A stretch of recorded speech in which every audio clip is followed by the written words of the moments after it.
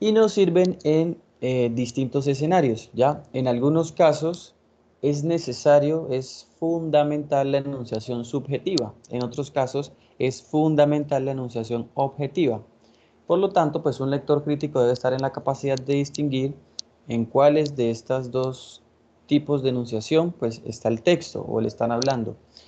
Por ejemplo, eh, una, un ensayo, ¿cierto? Es una obra relativamente breve, ¿cierto? Es un escrito breve que debe ser subjetivo, debe tener una enunciación subjetiva, porque si no, no es ensayo.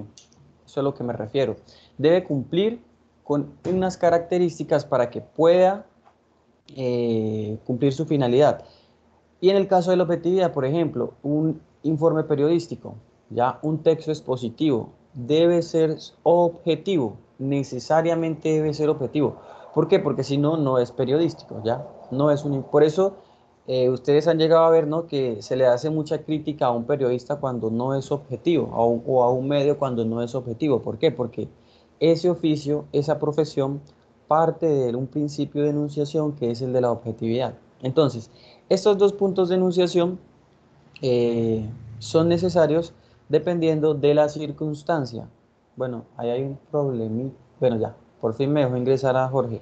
Listo, entonces estos puntos de enunciación pues dependen de la circunstancia, depende del tipo de texto que yo esté escribiendo, ¿ya? Por eso es fundamental pues que sepamos diferenciarlos, ¿ya? Bueno, entonces, dice la guía, la objetividad es un término empleado para referirse a la cualidad del objeto, ¿cierto? Sin emitir ningún tipo de comentario que esté condicionado por el sujeto. Y la subjetividad, pues, es todo lo contrario, ya es un comentario basado en el sujeto. Aquí, entonces, es importante que hagamos la diferenciación entre el objeto y el sujeto. Entonces, el sujeto es quien habla, quien examina, quien critica, quien lee, o sea, es la persona que está escribiendo o que está leyendo, ¿cierto? Y el objeto es el tema, la cosa que leo, que trato. Entonces, el texto, el libro, si estoy haciendo un análisis sobre una película, entonces el objeto es la película y el sujeto sería quien ve la película, ¿ya? Entonces, el sujeto es quien enuncia y el objeto es lo que se está evaluando, mirando o analizando. Por eso, entonces yo tengo que tener en cuenta que cuando estoy hablando de la objetividad, son todos aquellos comentarios que están basados en la cualidad que tiene el objeto, en las cualidades del objeto, ¿cierto? ¿Eso qué quiere decir? Que lo normal es que toda persona diga casi que lo mismo. ¿Por qué? Porque cualquier persona al ver ese objeto va a ver lo mismo. Eso es una enunciación objetiva, ya una enunciación basada en las cualidades que tiene el objeto. Por eso me presenta, digamos, tres características, como cuáles. Entonces dice, condición de lo que es el objeto. Exactamente, entonces yo debo basarme en lo que es el objeto, no en lo que a mí me parece del objeto, sino en lo que es percibible del objeto, ¿vale? En lo que cualquier persona vería en ese objeto.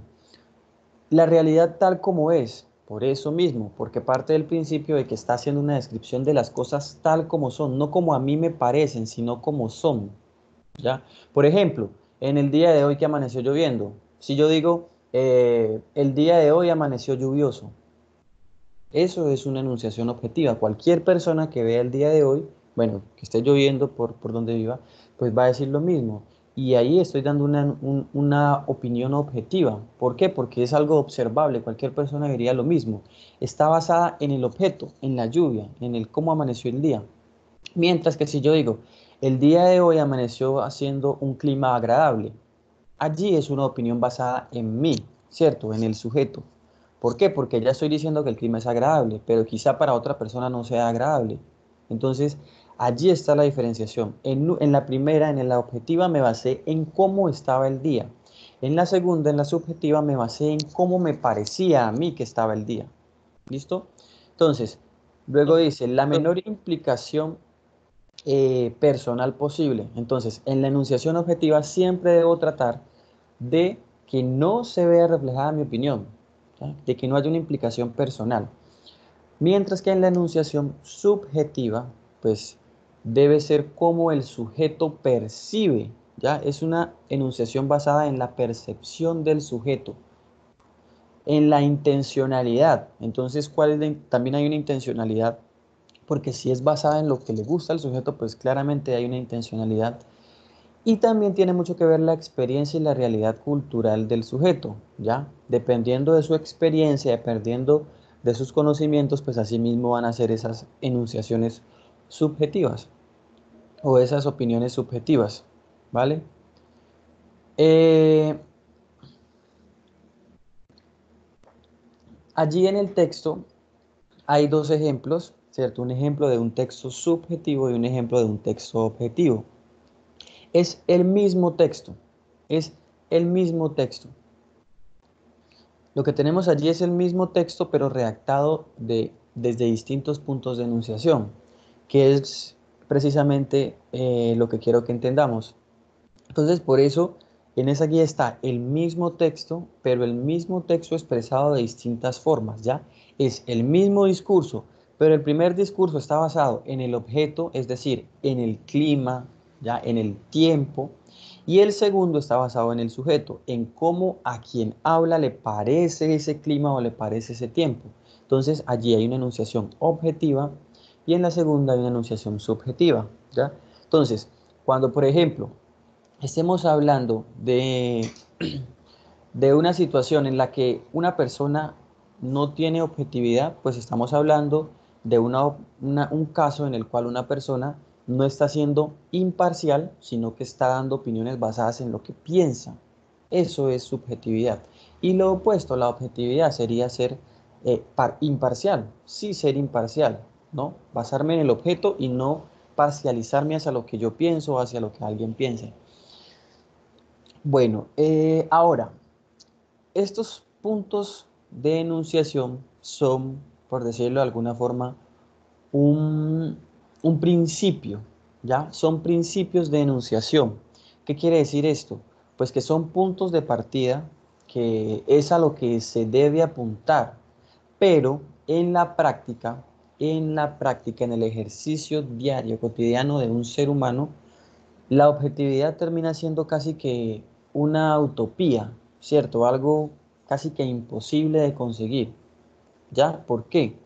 Porque sencillamente quien enuncia siempre va a ser un sujeto. El periodista siempre va a ser una persona. Por más que él quiera basarse en el objeto, él es una persona, él es un sujeto. Y entonces esta condición es lo que hace tan difícil la subjetividad, ¿ya? Porque es que un sujeto no puede desligarse de su naturaleza. Entonces, esto es un principio de enunciación, pero debemos ser conscientes de que en la práctica, de que en la realidad, en el ejercicio, eh, se trata de hacerlo, pero no por eso yo debo estar completamente seguro de que se está haciendo, ¿ya? En el ejemplo del caso periodístico, que es el ejemplo que más nos sirve para hablar de la objetividad, en las exposiciones, en los textos expositivos, que tienen que ver con lo de informar. En este caso, un periodista trata de ser objetivo, trata de ser imparcial, pero en algún momento su mismo trabajo le va a exigir tomar decisiones, ¿cierto? Cuando él decide darle cierto tiempo a la nota, cuando él decide presentar esa noticia en cierto momento, cuando decide cosas sobre cómo presentar la noticia, allí ya inconscientemente se va a ver reflejada la subjetividad, porque como somos seres humanos, como somos sujetos, es algo que está naturalmente en nosotros. Por eso, lo que existe en la realidad, más que objetividad, es un ejercicio de objetivación, ¿ya? Entonces, estos dos son principios, ¿cierto? Objetividad y subjetividad. Pero en el caso de la objetividad, más que tener objetividad, ¿cierto? Todos los periodistas hablan de objetividad, casi siempre. Pero más que tener objetividad, lo que hay es objetivación. ¿Qué quiere decir eso? Hay un intento por ser imparcial, pero ese intento por ser imparcial nunca lo va a hacer a un 100%, ¿cierto? Por más que yo quiera, nunca va a ser a un 100% porque soy un sujeto. Por eso, la objetivación lo que quiere decir es que es un intento de objetividad, ya es un esfuerzo por ser lo más objetivamente posible, por, por tratar de limitar lo más que se pueda cualquier implicación personal, ¿ya? Eso es lo que tenemos en la realidad con el tema de la objetividad. Es más un ejercicio de objetivación, ¿vale? Bueno, ahí en el texto entonces, en la guía, ustedes pueden ver en el primer texto. En el primer texto, en el que está de manera objetiva, ¿cómo yo me doy cuenta que hay una opinión objetiva? Pues miren, cómo se está describiendo al tiempo allí. Hay un tiempo que está siendo muy estable, ¿cierto?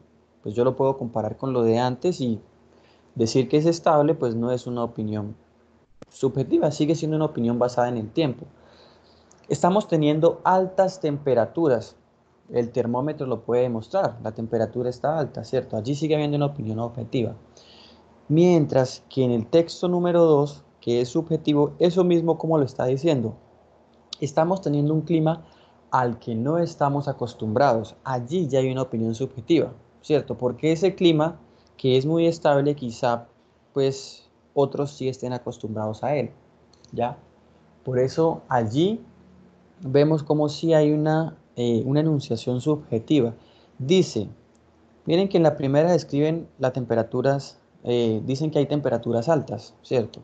Mientras que en el segundo dicen, el clima está siendo muy caluroso, incluso molesto, ¿ya? Entonces miren que allí ya está una percepción del sujeto. A ese sujeto le parece que las temperaturas altas son molestas, pero quizá a otro sujeto no. Por eso, entonces ahí vemos cómo hay una diferenciación entre la enunciación objetiva y subjetiva del mismo texto, que es lo que quiero que entendamos, ¿ya? No quiere decir que si un texto está expresado de forma objetiva, no se pueda convertir a una forma subjetiva. Claro que sí. Simplemente que pues debo basarme en una en el objeto y en otra en el sujeto. Pero la misma información se puede presentar de las dos formas, ¿ya? Teniendo en cuenta pues que en el tema de la objetividad lo que hacemos es un ejercicio de objetivación.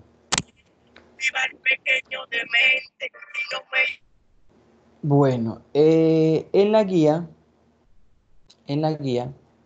luego vienen unas oraciones, ahí hay 8 oraciones, en las que ustedes pues tendrían que tratar de identificar si había una enunciación objetiva o subjetiva. Entonces, quiero que allí por el chat, ya saben cómo activarlo, me vayan contando qué tipo de enunciación colocaron en cada una de ellas. En la primera, me gusta levantarme temprano. ¿Qué enunciación es esa? ¿Objetiva o subjetiva?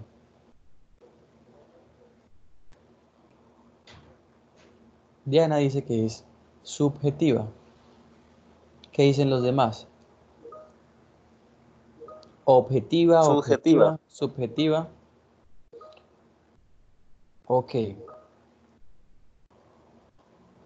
vale. Aquí hay una enunciación subjetiva, ¿cierto? Me gusta, o sea, es una cualidad del sujeto. Chicos, por favor, no movamos las diapositivas, ¿vale?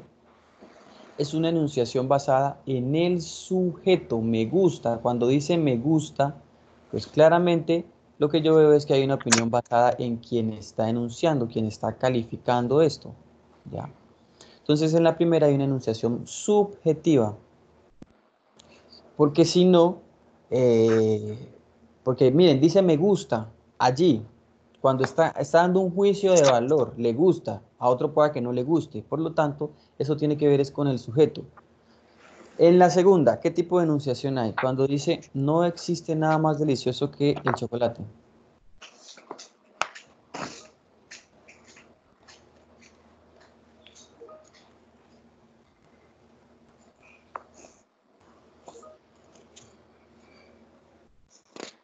Ok, dicen que es subjetiva,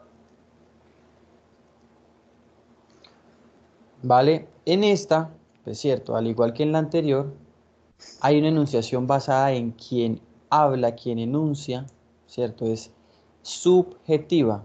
Claro, pues quizás a otro sujeto no le guste el chocolate, ¿cierto? Entonces, es una opinión basada en quien habla, quien enuncia.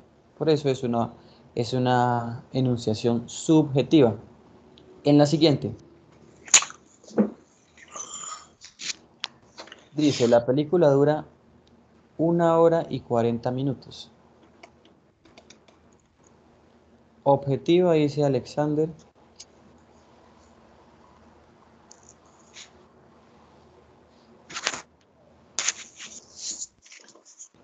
¿Qué dicen los demás? Bueno, Stephanie dice que objetiva.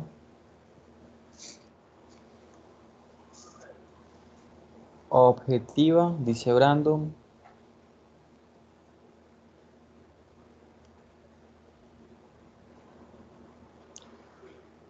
Álvaro dice que objetiva.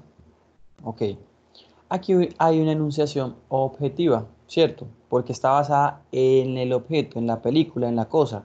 Dice, esa película dura 1 hora y 40 minutos. Claro, es una característica de la película. No tiene nada que ver con quién ve la película, sino con la película. Si dijese, la película es muy larga o la película es muy corta, entonces allí sí sería una opinión subjetiva porque está basada en cómo el sujeto percibe eh, esa película, ¿ya? La siguiente, es un juego divertido. Alexander, César dicen que es subjetiva. Daniela, Carolina.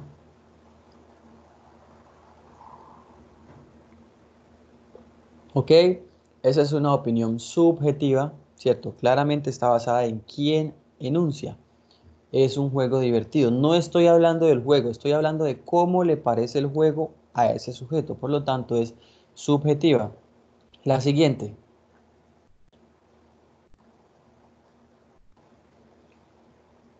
el señor y la señora Rodríguez tienen 5 hijos.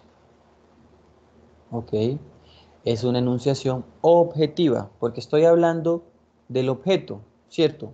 De la familia Rodríguez, ¿cierto? Y de los hijos que tienen. Distinto a si yo dijese, el señor y la señora Rodríguez tienen muchos hijos. Allí sería una opinión subjetiva, ¿cierto? Sería una enunciación subjetiva, porque está basada en cómo me parece a mí ese objeto, mientras que aquí están hablándome del objeto. En la siguiente, ¿qué tipo de enunciación hay? Alexander, Diana, Daniela dicen que objetiva. Ok. Es una enunciación objetiva, ¿cierto? Estoy hablando del maquillaje. ¿De qué es el maquillaje? Si yo dijese cómo me parece a mí que es el maquillaje o el que la gente use maquillaje, pues sería distinto, ¿ya? Pero como está basada en el objeto, en el maquillaje, por eso es una opinión objetiva. En la siguiente, este lugar me resulta sospechoso. Subjetiva.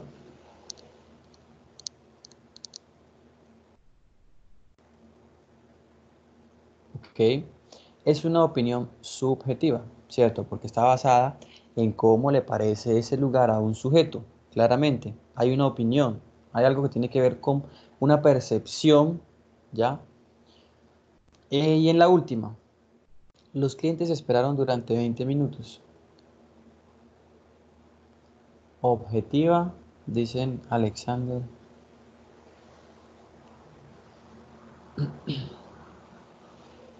Listo, esta es una opinión objetiva, ¿ya? Sí, es objetiva. ¿Por qué? Porque está basada en el hecho, el suceso, en la espera. Si yo dijese, esperaron mucho tiempo, sí sería subjetiva, porque está basada en cómo me parece a mí esos 20 minutos.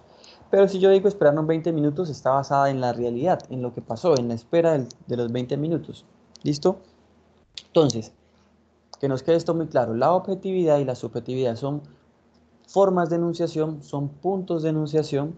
El primero está basado en las cualidades del objeto, sin opinión del sujeto. Y la segunda es todo lo contrario, en cómo a un sujeto le parece ese objeto. Es como la opinión de un sujeto sobre algo.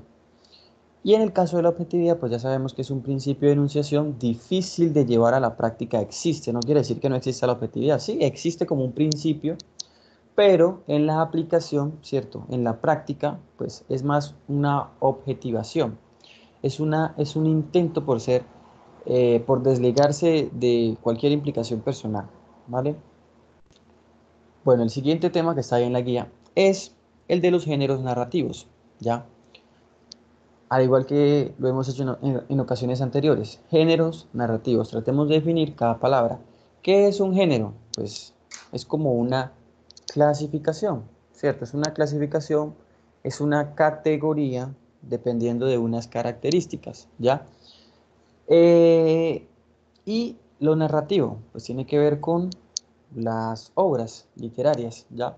Los géneros narrativos, por lo tanto, entonces son categorías genéricas, ¿ya? Entre las que podemos clasificar a los textos, a las obras literarias, ¿listo? Entonces, las obras literarias, dependiendo de unas cualidades, ahorita vamos a mirarlas, dependiendo de unos rasgos, van a ser clasificados en uno de los tres géneros que existen, ya en los tres géneros literarios. Eh, entonces, son modelos de realización de las obras literarias. ¿Eso qué quiere decir? Que si yo voy a crear una obra literaria, yo debo saber con qué debe cumplir esa obra literaria para que sea clasificada como lo que quiero que sea, ¿ya? Entonces, si yo digo, no, yo voy a escribir una novela, no, yo voy a escribir un cuento, no, yo voy a escribir una canción, pues resulta que no es que yo me siente a escribir y ya diga que eso es, no. Para que sea novela, canción, cuento, lo que sea que esté haciendo, debe cumplir con unas características para que pueda ser clasificado de tal forma. Y es a eso a lo que hace alusión la cuestión de los géneros narrativos, ¿ya? A las características que tienen las obras literarias para que sean clasificadas como tal. ¿Cuáles son los tres grandes géneros narrativos que existen? Bueno, hay unos géneros que son lo lírico, otro que son lo narrativo o épico, para que no nos confundamos con géneros narrativos y tipo narrativo. Entonces, digamos, lo lírica, la épica y la dramática. Entonces, las obras literarias se van a clasificar en estas tres, ¿ya? En los géneros líricos, pues tenemos todo lo que son canciones, lo que son himnos, ¿ya? Todo lo que son sátiras, ¿ya? En el género dramático, pues están las obras dramáticas, los guiones, ¿cierto? Y en el género épico o narrativo, pues es en donde están la mayor cantidad de obras literarias que conocemos nosotros.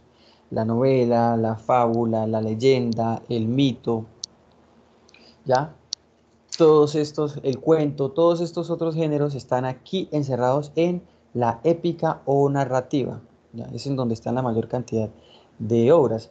Y pues es la que nos interesa en este caso a nosotros, ¿ya? Porque en el ámbito académico, pues en el ámbito académico de la mayoría de las disciplinas, pues casi todas las obras literarias o toda la literatura a la que nos vamos a acercar pertenece a la categoría de la épica.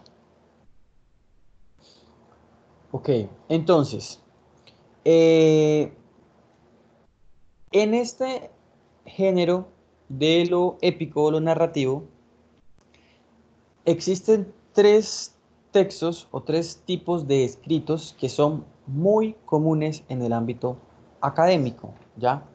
En lo que tiene que ver con el ámbito académico, bien sea del bachillerato, bien sea universitario, pero estos tres tipos de textos son muy frecuentes. ¿Cuáles son? La reseña, el ensayo y el resumen. Son los más frecuentes. En el colegio, en la universidad, en el ámbito académico, estos son los tipos de escritos que más se piden, ¿ya? Que se haga una reseña que sobre un libro, sobre un texto, que se haga un ensayo sobre un tema puntual a tratar, ¿cierto? O que se haga un resumen también sobre una información que se ha expuesto, ¿vale? Por eso, pues, vamos a mirar estos tres tipos de escritos que son muy comunes en el ámbito académico, ¿ya?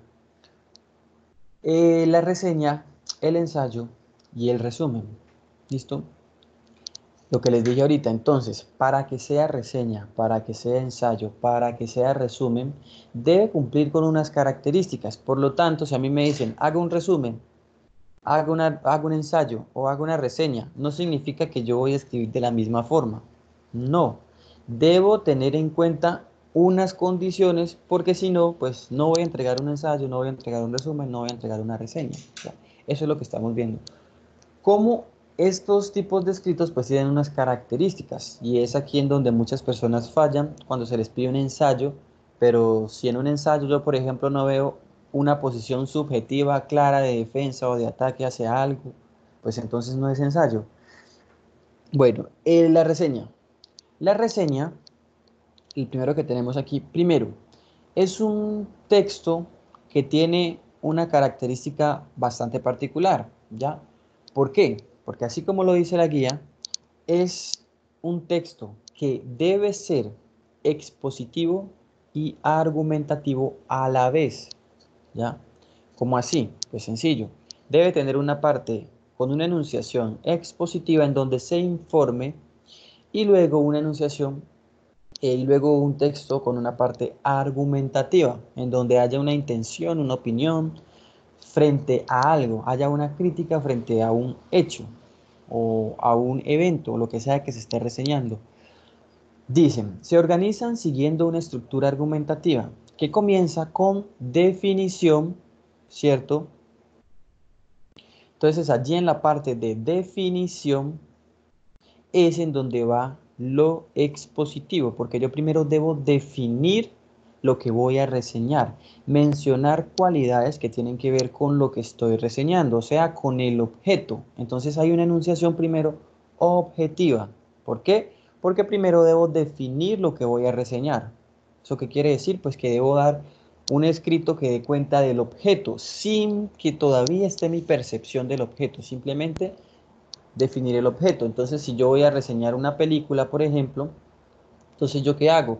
Decir cuánto dura la película, quién es el director de la película, cuál es la temática de la película, quiénes son los protagonistas, ¿cierto? Estoy mencionando cosas que tienen que ver con la película. Eso sería lo que va al comienzo de una reseña. Primero tiene que ir una definición ya de lo que se está reseñando. Luego vienen las opiniones personales y además debo tomar una postura en donde en últimas debo hablar bien o hablar mal o básicamente calificar cómo me pareció a mí esa película, cómo me pareció eso que estoy reseñando. En el caso de un libro es lo mismo, de un texto es lo mismo. Primero debo mencionar, definir el libro, ¿cierto? Cuándo se escribió, quién es el autor, eh, de qué habla el libro, ¿ya? Incluso puedo mencionar características del autor, de cómo era la época en la que el autor escribía su libro y que quizás eso condicionó lo que dijo, etcétera. Entonces, primero debo hacer una contextualización de lo que esté reseñando. Puede ser un libro, puede ser una película, porque puede ser un acto deportivo, un acto cultural, una crítica literaria o artística. Yo puedo reseñar un concierto, puedo reseñar mi visita a un restaurante.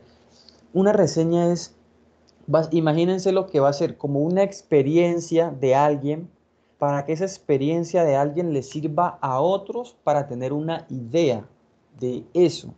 Por eso, también es muy importante, si yo estoy leyendo un libro y sobre ese libro tengo que hacer un trabajo muy difícil, que vale mucho, entonces yo puedo buscar reseñas de ese libro, puedo buscar a otros autores que hayan leído ese libro porque van a dar una opinión sobre él, porque van a dar una crítica sobre él y me va a servir mucho para lo que yo luego debo hacer con ese libro, ¿ya?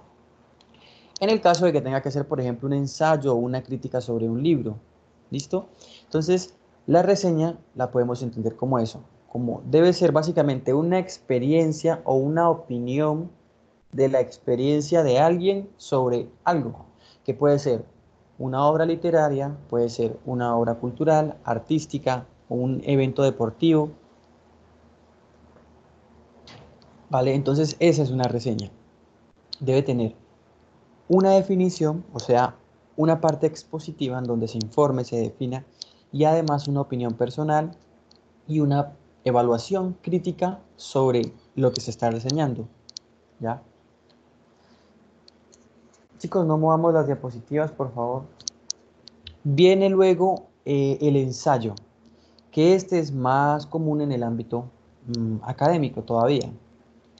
El ensayo debe defender un punto de vista personal y subjetivo sobre un tema. ¿Ya? ¿Eso qué quiere decir?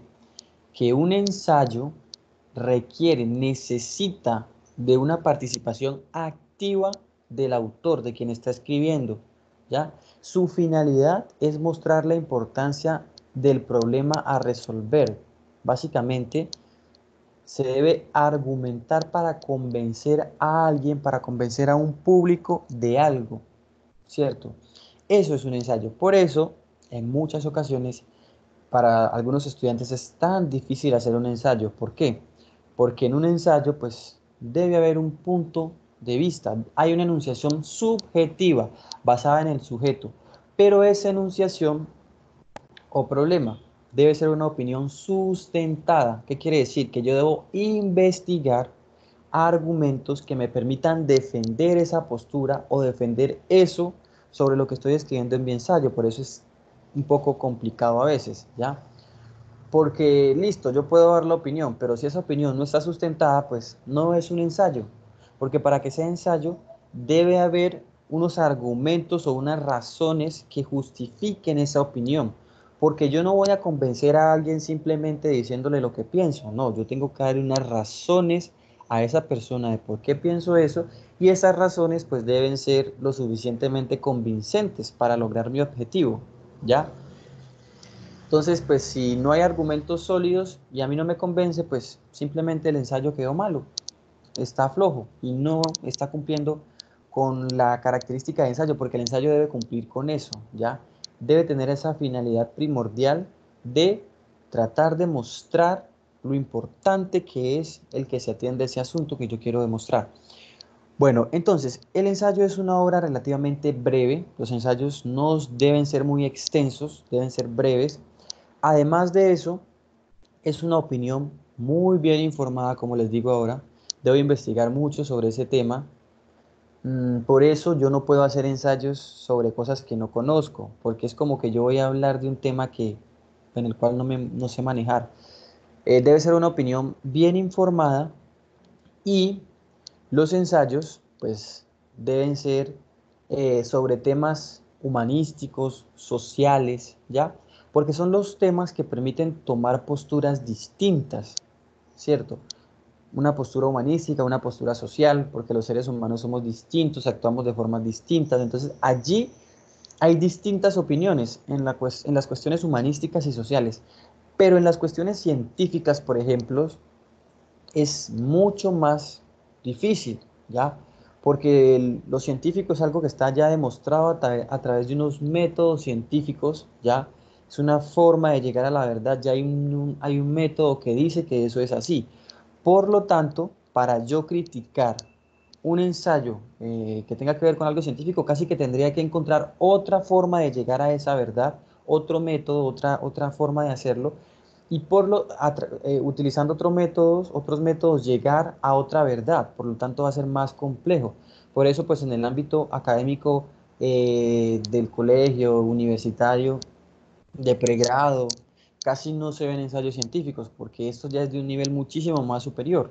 Es como cuando yo voy a demostrar otra verdad que ya estaba científicamente demostrada. Yo voy a revertir esa verdad, por lo cual es más complejo.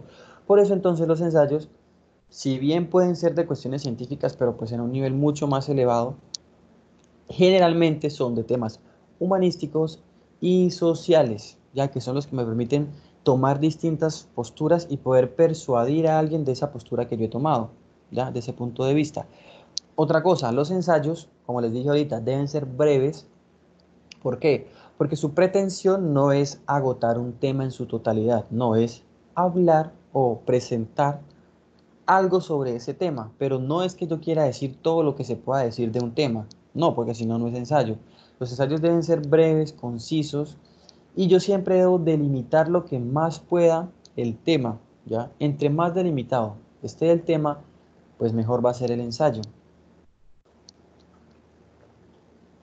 porque entre más delimitado esté el tema, pues los argumentos van a ser más acordes a él, no se me van a a ir desligando poco a poco del tema, porque si es un tema muy amplio, pues va a ser más complejo defender algo tan amplio. Voy a tener que tocar un poquito de cada cosa y no es esto, es profundizar en algo concreto, mejor, ¿ya?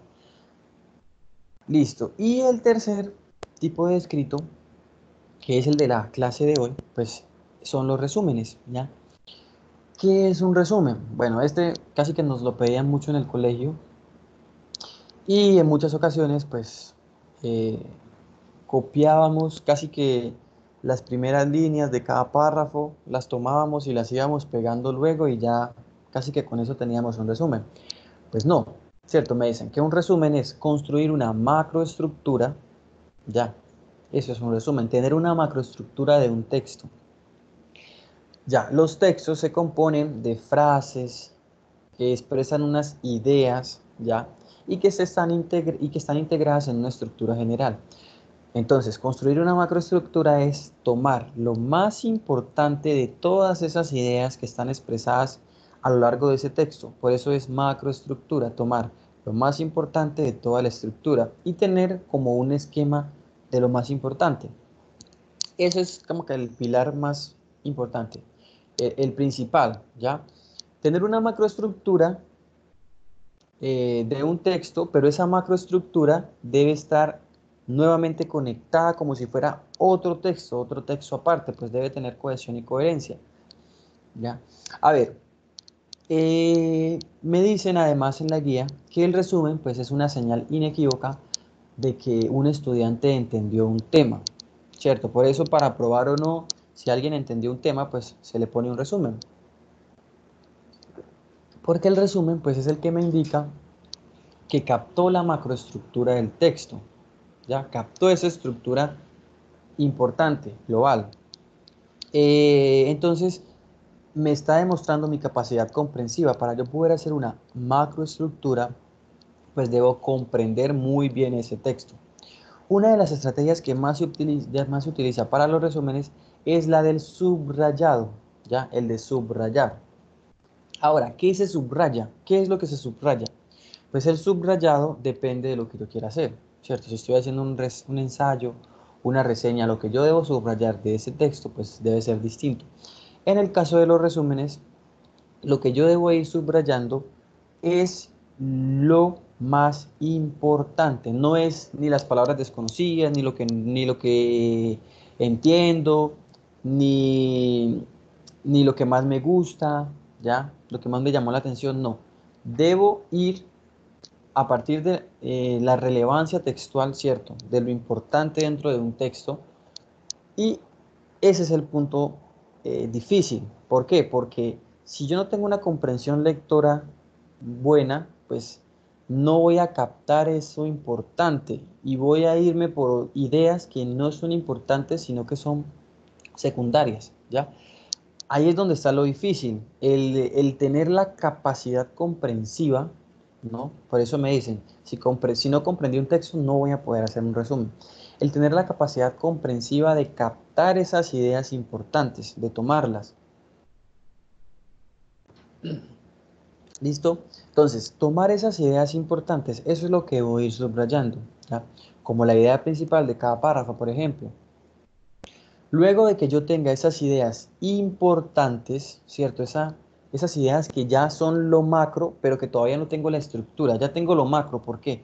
Porque ya saqué las ideas importantes, ya las tengo, pero no tengo la macroestructura. ¿Por qué? Porque debo construir otro texto, otra estructura con esas ideas macro. Luego me dicen que otra estrategia que se suele utilizar es la de recortar y pegar, ¿ya? Entonces, lo que les decía ahorita, entonces yo tomo una parte de cada párrafo y luego pego eso y lo separo simplemente con comas o puntos. No, eso no es un resumen, eso estaría incompleto. Quizá hayan unas ideas macro, pero recuerden que con esas ideas macro debo construir otra estructura, ¿ya?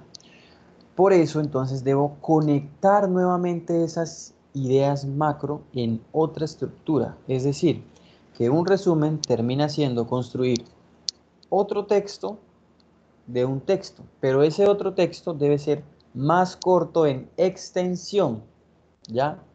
No en el contenido de las ideas importantes. Yo debo ir omitiendo, ¿no? O debo reducir el tamaño del texto sacando las ideas que no son macro. Y ese es el tema difícil, importante, porque si no lo he comprendido, entonces como no lo comprendo, no estoy en la capacidad de coger las ideas macro para integrarlas en otra estructura. ¿Listo? Entonces, un resumen termina siendo construir una macroestructura de otro texto, ¿cierto? Pero cuando me refiero a macroestructura, estoy hablando de un texto que es de menor extensión, pero que contiene esto importante ya conectado, integrado, que ya con la cohesión y la coherencia aplicada, de tal forma que es un texto casi que independiente del otro, pero que contiene lo más importante del otro, las ideas macro del otro, ¿ya? Bueno, en los textos, pues nosotros nos enfrentamos a palabras, ¿ya? Ya en la primera clase habíamos dicho que es una palabra, ¿cierto? Una palabra es como una etiqueta, cuando estábamos viendo los tipos de palabra. Es una etiqueta que designa realidades, ¿ya? Entonces, en muchas ocasiones, esas etiquetas representan realidades desconocidas para nosotros. Y es allí cuando hablamos de las palabras desconocidas. Las palabras desconocidas son las que representan realidades desconocidas para nosotros, ¿ya? O con las que no estamos familiarizados. En un texto, entonces, vamos a tener palabras desconocidas y palabras conocidas, tal como lo explica el cuadro que está allí, ¿cierto? Ahora, en el caso del uso del diccionario, ¿qué palabras debería yo buscar en un texto cuando estoy haciendo un resumen? Por ejemplo, si hay una palabra desconocida. Entonces me dicen que, pues, obviamente deben ser las palabras desconocidas primero, ¿ya? O sea, las que no se me asemejan a ninguna realidad. Luego de esas palabras desconocidas, las que sean importantes, ¿ya? Importantes en función de lo que esté haciendo con el texto. Resumen, ensayo, reseña. Entonces, palabras desconocidas, luego debo clasificar si es una palabra importante, porque si no es importante, pues no la debo buscar. Y luego de saber que es importante, debo mirar si no puedo deducir un significado de ella, porque la mayoría de palabras desconocidas en una prueba como la prueba ITFES, pues son palabras desconocidas de significado deducible. ¿Ya? ¿Eso qué significa? Que son palabras de las cuales yo puedo deducir un significado, pues por el contexto del texto, por el tema, por lo que está, por lo que ya me han dicho antes, por la parte del texto en la que está la palabra, ¿no? La palabra generalmente va a estar en medio de cosas que son similares a ella. Por eso yo puedo hacer una deducción de significado, que es de lo que se trata el significado deducible. ¿Por qué? Pues porque en la prueba IFES se asume que yo no voy a tener diccionario. Por eso las palabras desconocidas son palabras de significado deducible. Y en el caso pues académico, las que yo debo buscar son las importantes de significado no deducible. Ya para esas es que hay que ir al diccionario a buscar, para las palabras desconocidas, importantes de significado no deducible. ¿Vale? Luego vienen las macro reglas para hacer un resumen. Listo. Pero ¿cómo es que yo termino sacando eso macro? ¿Cómo es que termino sacando eso macro para luego integrarlo en otra estructura? O sea, para luego construir otro texto. Esto tiene que ver con la relevancia textual, ¿ya? Con el determinar lo que es relevante en un texto, que es un ejercicio subjetivo. Bueno, entonces las macro reglas, ¿no? Entonces las reglas que me van a ayudar a mí a establecer lo macro, lo más importante, son la selección, la omisión y la generalización, ¿ya? Estas son las macro reglas que me van a ayudar a mí a sacar lo macro, lo más importante de un texto, ¿vale? ¿Qué es eso de selección, omisión y generalización? Pues sencillo. La selección no es más que otra cosa que encontrar oraciones temáticas, ya, de un texto. Encontrar oraciones temáticas de un texto. Como yo ya les he dicho, generalmente los párrafos tienen una oración temática en la cual se resume pues esa idea, ¿vale? Por eso, pues si lo que yo debo hacer es tratar de buscar esas oraciones temáticas e irlas teniendo en cuenta. Ya cuando digo selección, significa que las voy a tomar en cuenta, las seleccioné. ¿Ya? Entonces, eh, el primer punto en que consiste en utilizar oraciones temáticas. Entonces voy a seleccionar lo que es importante de acuerdo al texto, ¿ya? De acuerdo a la estructura del texto. Lo importante es lo que voy a señalar. Luego de esto, ¿qué voy a hacer? En la medida en que vaya leyendo, yo debo hacer estas tres cosas, ¿ya? La selección, la omisión y la generalización son tres reglas que se hacen a la misma vez, de manera simultánea, ¿ya? No es como que yo primero voy a leer el texto para seleccionar, luego voy a leer ese texto para omitir y luego voy a leer ese texto para generalizar. No. En la lectura, en la primera lectura, en la lectura que yo haga del texto, debo hacer esos tres ejercicios a la vez, ¿cierto? Se tienen que hacer los tres ejercicios a la vez. ¿Por qué? Porque en la medida en la que yo vaya leyendo, las tres cosas se tienen que hacer de manera inconsciente incluso.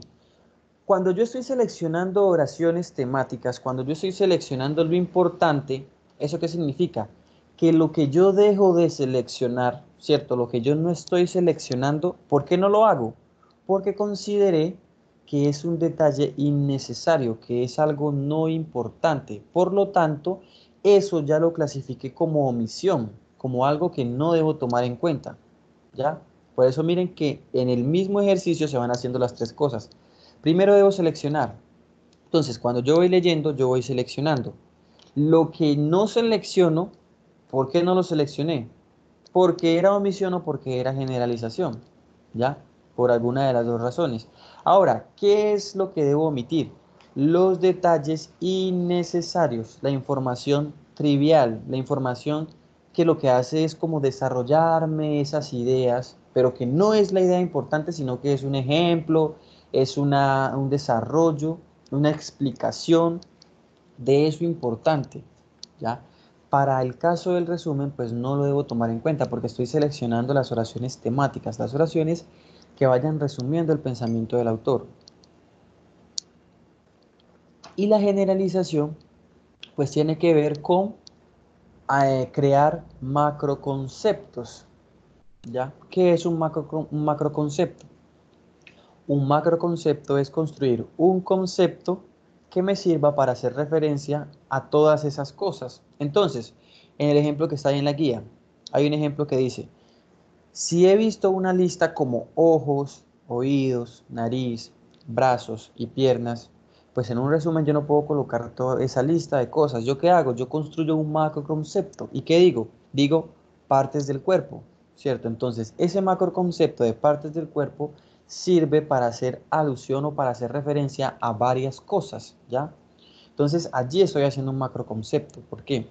Porque es un término que me sirve para hacer referencia a varias cosas. ¿Listo? Entonces, estos ejercicios, pues, se hacen todos tres a la misma vez, ¿ya? Estas macro reglas funcionan las tres a la par, ¿ya? No es que yo primero hago una y después la otra, no. Las tres funcionan de manera simultánea. Cuando yo voy leyendo, yo voy seleccionando, es decir, voy diciendo que es importante, yo voy dejando de seleccionar lo no importante, voy eliminando los detalles innecesarios y yo puedo también generalizar. Yo voy a eliminar las listas, voy a eliminar o voy a tratar de construir oraciones que me permitan encerrar varias ideas, ¿no? O macroconceptos que me permitan encerrar varias cosas.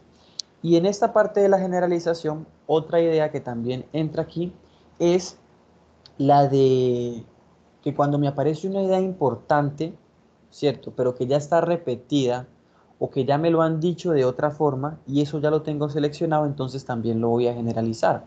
¿Eso qué quiere decir? Que si primero me hablaron de una idea importante y ya la seleccioné, ya la tomé como importante, si más adelante me vuelven a hablar de esa idea, no por el hecho de que sea importante yo la tengo que volver a seleccionar, no. Entonces lo que yo hago es generalizar. Entonces ya digo, sí, es importante, pero ya la tengo. Y como estoy haciendo una macroestructura, no tengo que repetirla. O puedo decir, sí, esta idea es importante, pero es como lo mismo que me está diciendo la otra. Por lo tanto, la voy a generalizar. porque si estoy haciendo una macroestructura no tengo que repetir lo mismo de otra forma, ¿ya? En eso consiste también la generalización, ¿ya? Entonces, estos tres ejercicios se hacen de manera simultánea, como les digo, ¿no? Yo voy leyendo y voy determinando si es importante, voy a omitir lo no importante y voy a eliminar las listas o a, a generalizar las ideas que ya están contenidas en otras. Ahí en la guía, luego viene un ejercicio con un texto bastante sencillo, que tiene un lenguaje universal, ¿cierto? Un lenguaje cotidiano, no es difícil de entender. Ese texto tiene por título África, ¿ya? Y con ese texto ustedes tenían que hacer algo bien particular, que era lo de aplicar estas macro reglas, ¿cierto? Aplicar las macro reglas del resumen con ese texto. Entonces, vamos a mirar cómo aplicaron esas macro reglas en el texto. Ahora, ahí yo les coloqué en la guía, ¿no? Que teníamos que leer el texto y de qué forma íbamos a aplicar las macro reglas. Pues sencillo, haciendo la selección, la omisión y la generalización de forma simultánea. ¿Cómo? Pues seleccionando de distintas formas, ¿ya? Entonces yo voy leyendo y básicamente todo el texto tiene que estar subrayado, ¿ya? ¿Por qué? Porque todo el texto debe estar clasificado. ¿Listo? Entonces yo les pedí que lo importante lo subrayáramos con una línea, como normalmente subrayamos, ¿cierto? Entonces, en la medida en que fueran leyendo ese texto de África, lo importante tenían que irlo subrayando pues con una línea sostenida. Eh, Luego viene la parte de la omisión, o sea, lo no importante también había que subrayarlo, pero de una forma distinta, como con una línea que no fuera sostenida, ¿cierto? ¿Ya? Entonces, generando como una línea no sostenida allí, ¿vale? Y las ideas que se fueran a generalizar, las iba como a subrayar con puntos, ¿ya? Con puntos. Por eso les digo que todo, por eso ahí al final les digo, una vez subrayado el texto, bueno, y luego les pido que una vez subrayado el texto, ¿ya? De esas tres formas, debajo de cada párrafo, colocáramos lo que tomaríamos de él para un resumen. ¿Listo? Ok. Eh, entonces, todo el texto debería estar subrayado, ¿cierto? ¿Por qué? Porque es importante o no es importante o se puede generalizar, ¿ya? Debe estar clasificado como cualquiera de estas tres cosas, ¿ya? En eso consistía el ejercicio. Entonces, yo voy a ir pues leyendo cada parte del texto y ustedes rápidamente por el chat me van a ir contando cómo lo subrayaron, como selección, omisión o generalización. Bueno, la que dice, uno de los muchos problemas que África tiene planteado reside en que la población crece más deprisa que los recursos materiales. ¿Eso cómo lo subrayaron? Selección, omisión o generalización.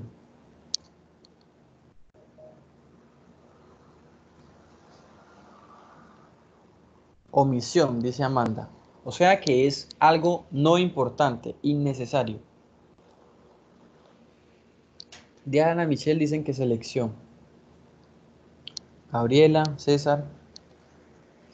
Bueno, dice, uno de los muchos problemas que África tiene planteado reside en que la población crece más deprisa que los recursos materiales. ¿Eso qué es? Es una oración temática, es una oración que está resumiendo el pensamiento del autor, o sea, de lo que trata el texto, ¿ya? Por lo tanto, eso debería ir como selección, eso es selección. Luego la parte que dice, así, y gracias a los adelantos médicos que han reducido la mortalidad, África ha multiplicado por 2 la población en los últimos 30 años. ¿Eso cómo lo seleccionaron? ¿Cómo lo resaltaron? Pero al mismo tiempo África sigue siendo el continente más pobre de la Tierra. Eso es importante, sería selección, no es importante, sería omisión, o lo puedo incluir en otra idea o lo puedo generalizar. Listo. Miren, en la primera idea que seleccioné, ¿ya? En la primera idea que seleccioné, ya dije, ¿cierto? Ya dije que África es un continente en donde los recursos, ¿cierto?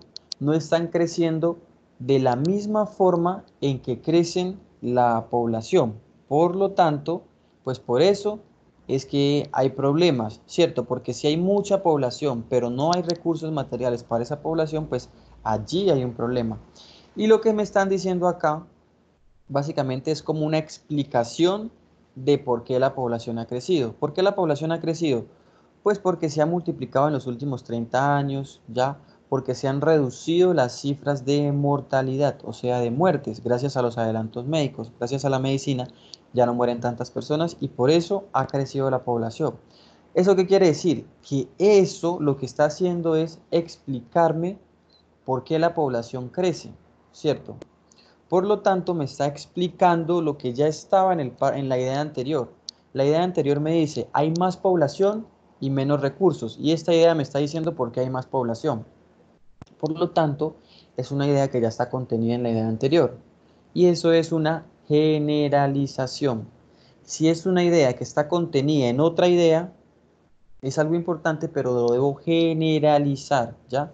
Entonces eso debe ir resaltado como generalización, o sea, con los punticos. Debería haber quedado con los punticos. Luego la parte que dice, para que nos hagamos una idea, países como el Chad rozan los $200 de PIB per cápita cuando un país como España supera los 5.000. ¿Eso qué sería?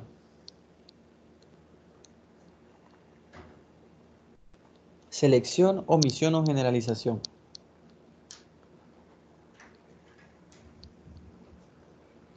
Omisión, ¿ok?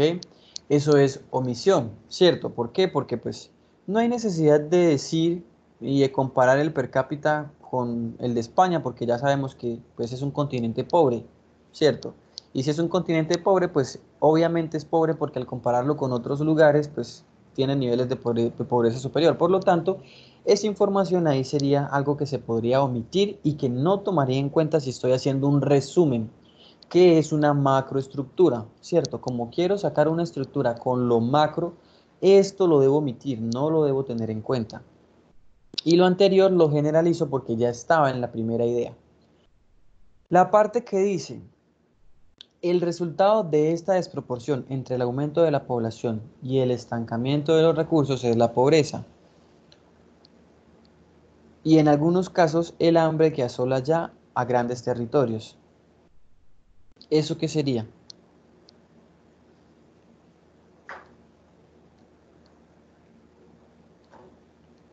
Selección, omisión o generalización. Omisión, dice Amanda. Generalización, dice César. Alexander dice selección. Bueno, allí hay algo particular, ¿cierto? ¿Por qué?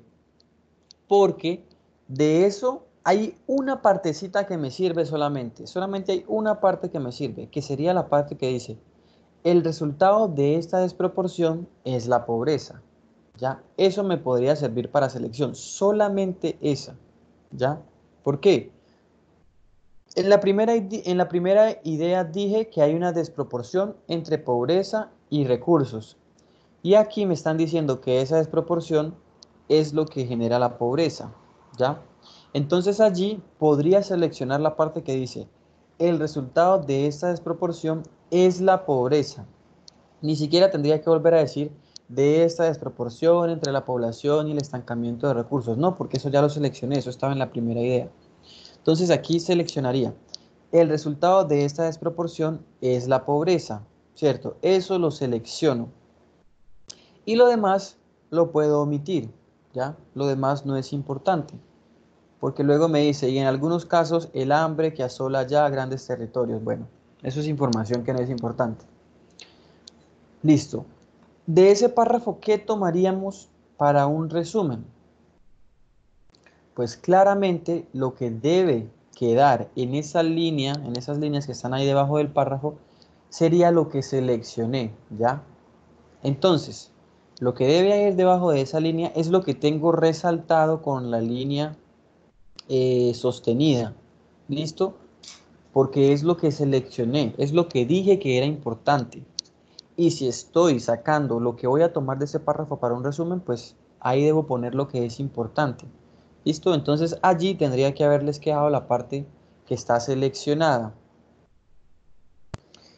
Lo que dijimos que se seleccionaba en la última parte del párrafo era lo que decía: el resultado de esta desproporción es la pobreza. Eso, el resultado de esta desproporción es la pobreza, sería la idea que tomaría, sería lo que selecciono. Lo demás lo voy a omitir, lo resalto como omisión. ¿Listo, Cristian? Bueno, siguiente párrafo. Dice: para resolver este problema es necesario conseguir que la agricultura sea más eficaz. ¿Eso qué es? Una pregunta: si se escribió la selección en propias palabras. A ver, César, ¿qué pasa? Si yo escribo la selección en otras palabras, corro el riesgo de que esas otras palabras pues no sean exactamente lo que dice la selección, ¿cierto? Entonces, pues yo para curarme en salud pongo lo que está en la selección, ¿ya?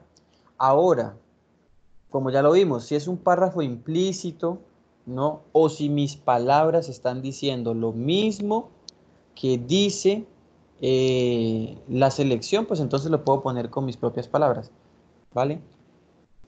Ok, para resolver este problema, entonces eso es selección, ¿ya? Eso es selección. Entonces ahí dice: para resolver este problema es necesario conseguir que la agricultura sea más eficaz. Claro, porque es una solución al problema que ya está planteado en el primer párrafo. Por lo tanto, eso es una selección. Siguiente. Y para ello es necesario introducir semillas más resistentes a las condiciones climáticas, cultivos que sean más productivos y maquinaria con la que aumentar la superficie del cultivo. Eso es selección, omisión o generalización. Generalización, dice Diana. ¿Qué dicen los demás? Generalización, dice César. Ok. ¿Por qué es una generalización? Al igual que en el párrafo anterior, esto lo que hace es explicarme la primera idea que ya seleccioné. ¿Cómo es una agricultura eficaz? Pues luego me dicen que una agricultura eficaz es introducir semillas resistentes al clima, tener cultivos más productivos y maquinaria para aprovechar esos cultivos. Entonces, eso es una explicación de lo anterior. Por lo tanto, es una idea que ya está resumida y contenida en la anterior, lo que lo convierte en generalización, ¿ya? Es algo que voy a generalizar. ¿Por qué? Porque está contenida en la idea anterior. Y como es una macroestructura, no tengo necesidad de repetirlo. Entonces lo generalizo, ¿ya? Siguiente. Con todo ello podría conseguirse una mayor cantidad de alimentos, que es de lo que se trata. Bueno, eso también es generalización, ¿ya? Eso hace parte de lo anterior. Y la última parte que dice: actualmente la agricultura es una agricultura de subsistencia. Se cultiva lo indispensable para vivir. Eso sería omisión, ¿cierto? Pues si ya sabemos que es un continente pobre, si ya sabemos que hay más personas que recursos, pues no hay necesidad, pues ya sabemos que la agricultura que actualmente está, pues no funciona, porque si no, pues no habría desproporción, no habría problemas. Entonces no hay necesidad de decir en qué consiste la agricultura actual. Eso sería omisión. ¿Qué debería haber tomado de ese párrafo para un posible resumen? Lo que está seleccionado, ¿cierto? Entonces, para resolver este problema es necesario conseguir que la agricultura sea más eficaz. Eso es lo que tendría que haberme quedado en la línea. Y el tercer párrafo dice: otra medida que debe tomarse con cierta urgencia es controlar el crecimiento de la población. Eso es, ¿qué? Selección, omisión o generalización.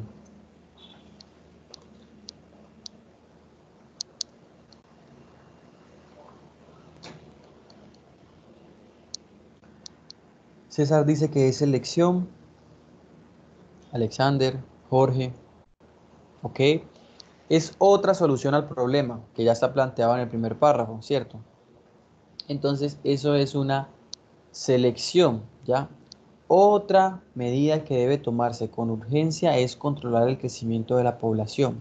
Entonces, en el párrafo anterior me dieron una solución que era la de tener una mejor agricultura. En este párrafo me están dando otra solución que es la de controlar el crecimiento de la población, ¿ya? Entonces, eso es selección. Lo que sigue, como decíamos en el primer párrafo, gracias a los adelantos médicos se ha conseguido reducir la mortalidad. ¿Eso qué sería? Selección, omisión o generalización. Eso es generalización, ¿ya? El mismo texto me lo está diciendo. Como decíamos en el párrafo anterior, ¿cierto? Eso significa que es una idea que ya está contenida en algo que está atrás y que ya omití o que ya generalicé, ¿cierto? En este caso ya, perdón, que ya omití o que ya seleccioné. En este caso ya seleccioné, ¿cierto? Porque ya sabemos que se ha reducido la mortalidad. Listo. Entonces eso sería generalización. Cuando dice, sobre todo la infantil, pero como se sigue teniendo un gran número de hijos por matrimonio, aumenta la población. ¿Eso qué sería?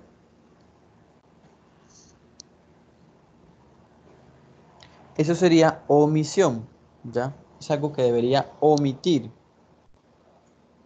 Es algo que debo omitir. Ok, eso sería omisión. ¿Y qué tomaría de ese párrafo para un posible resumen? Pues lo que está seleccionado, ¿cierto? Entonces, si yo miro lo que dejé en las líneas, ¿cierto? Entonces quedaría como uno de los muchos problemas que África tiene planteado reside en que la población crece más deprisa que los recursos materiales. El resultado de esta desproporción es la pobreza. Para resolver este problema es necesario conseguir que la agricultura sea más eficaz. Otra medida que debe tomarse con urgencia es controlar el crecimiento de la población, ¿cierto? Con esas ideas, miren las que seleccionamos, pues básicamente ya tengo la macroestructura del texto, ¿ya? Ahora, como ese es un texto muy corto, ¿cierto? Entonces, casi que ya con esas ideas pareciera que tengo la macroestructura. Como que no hay que conectar ni aplicar esto de la cohesión y la coherencia, ¿ya? Porque el texto es muy corto. Así como les decía una parte de la guía, hay textos que son demasiado cortos y que en sí son un resumen. Este texto casi que podría ser un propio resumen porque es muy corto. Pero cuando estamos hablando de textos más extensos, pues allí sí tenemos que aplicar la cohesión y la coherencia, ¿ya? En esos casos sí tenemos que aplicar la cohesión y la coherencia, que ya vamos a ver qué es eso de cohesión y coherencia. Entonces, ¿qué es un resumen? Construir una macroestructura. ¿Cómo se construye esa macroestructura? Seleccionando, omitiendo y generalizando, y luego uniendo eso que seleccioné en otra estructura, aplicándole cohesión y coherencia, lo que me indicaría que tendría otro texto, un texto independiente, con una menor extensión, pero que contiene las ideas globales, lo macro de ese texto. Por eso es macroestructura. Es una estructura macro, con las ideas importantes.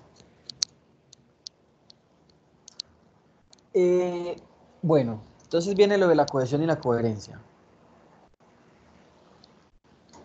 La cohesión y la coherencia son propiedades textuales, ¿ya?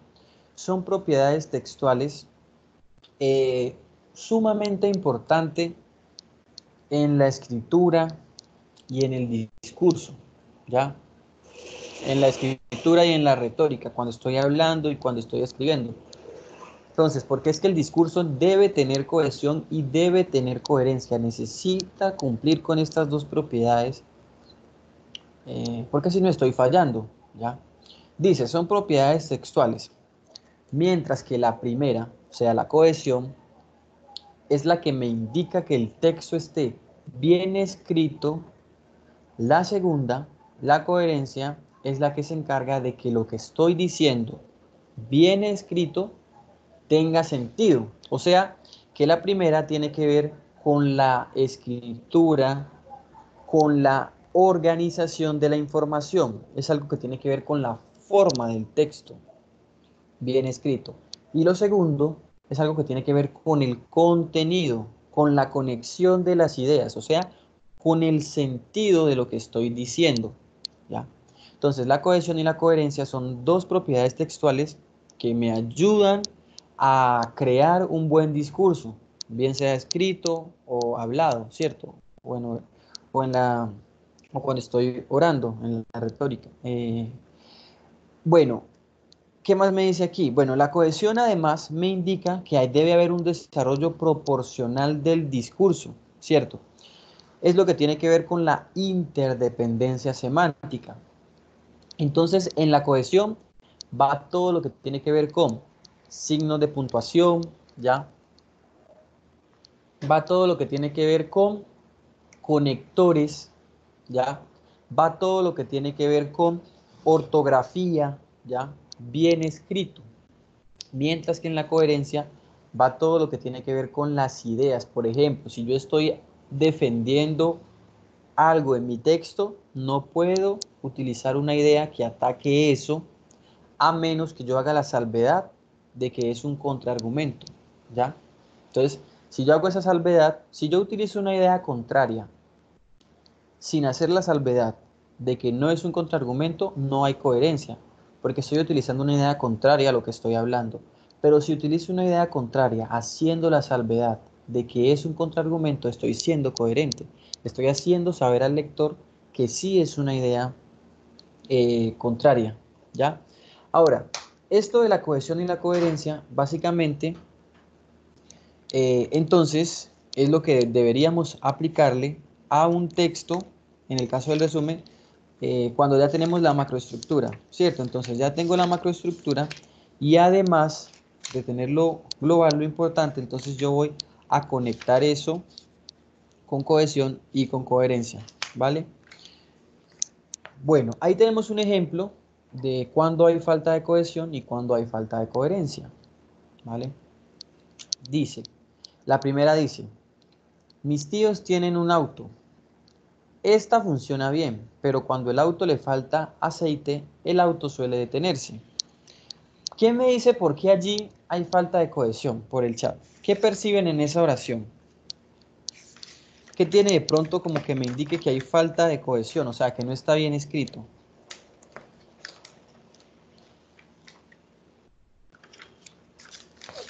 ¿Por qué allí hay falta de cohesión? A ver, una o dos personas que me alcancen a escribir algo por el chat. ¿Qué perciben como para indicar que hay falta de cohesión? Dice que los signos de puntuación están mal. ¿Por qué los signos de puntuación están mal?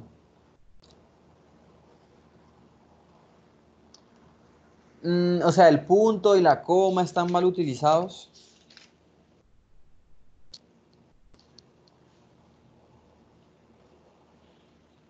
El punto y la coma están mal utilizados. Eso sería lo de los signos de puntuación, ¿no? Está mal escrito. ¿Por qué está mal escrito, Gabriela? O sea, ¿qué es lo que tiene mal escrito? Entonces, si yo miro este texto, ¿cierto? Yo lo que voy a ver es que, a ver, dice, mis tíos tienen un auto. Ok, cierto, los tíos tienen un auto. Luego digo, esta funciona bien. Ahora, estoy hablando de un auto, o sea, de un sustantivo, ¿cierto? De algo que es masculino, ¿ya? Entonces, estoy hablando de algo que es masculino y estoy aquí utilizando un pronombre en femenino, ¿cierto? Cuando digo, esta funciona bien, en ese caso tendría que decir primero, este funciona bien, ¿cierto? Este funciona bien. ¿Ya? Entonces, primero allí está mal escrito, o sea, porque estoy utilizando un pronombre en femenino y se supone que auto es algo masculino, distinto a si estuviera utilizando un sustantivo que expresara algo femenino. Ahora, luego me dice, pero cuando el auto, pero cuando al auto le falta aceite, allí no hay necesidad de repetir auto, ¿ya? No hay necesidad de repetir auto y luego decir, el auto suele detenerse, no. Entonces cuando yo digo, este funciona bien, pero cuando le falta aceite suele detenerse. Ya, no hay necesidad de repetir auto ni tampoco de volver a separar esas proposiciones, ¿cierto? Entonces, este funciona bien, pero cuando le falta aceite suele detenerse. Sencillo, así debería estar expresado para que tuviese cohesión. Entonces, miren, allí utilicé un pronombre que no va acorde con el sustantivo, con aquello de lo que estoy hablando. Además de eso, separé una proposición que no necesitaba en esa coma que está entre falta de aceite y lo demás no debería ir. Y estoy repitiendo demasiado la palabra auto. Entonces es otro elemento que me indica que estoy fallando en la escritura, ¿ya? En estos casos yo debo utilizar pronombres, pero ya lo estaba utilizando, no había necesidad de recordar de qué estaba hablando porque ya se sabía. Entonces, en ese caso, yo debo omitir ese sustantivo, ¿no? O si es necesario que diga esa palabra, pues voy a buscarle un sinónimo para no repetir esa palabra, ¿ya? Entonces, eso es lo que tiene que ver con la cohesión, que esté bien escrito, que los signos de puntuación funcionen bien, que los conectores hagan su trabajo, que no repita las palabras, que utilice los pronombres correctos, que no separe las proposiciones así al azar, sino que el discurso esté bien proporcionado. Y en el tema de la coherencia, en el ejemplo de la coherencia, ¿por qué allí no hay coherencia? ¿Quién me dice por qué no hay coherencia?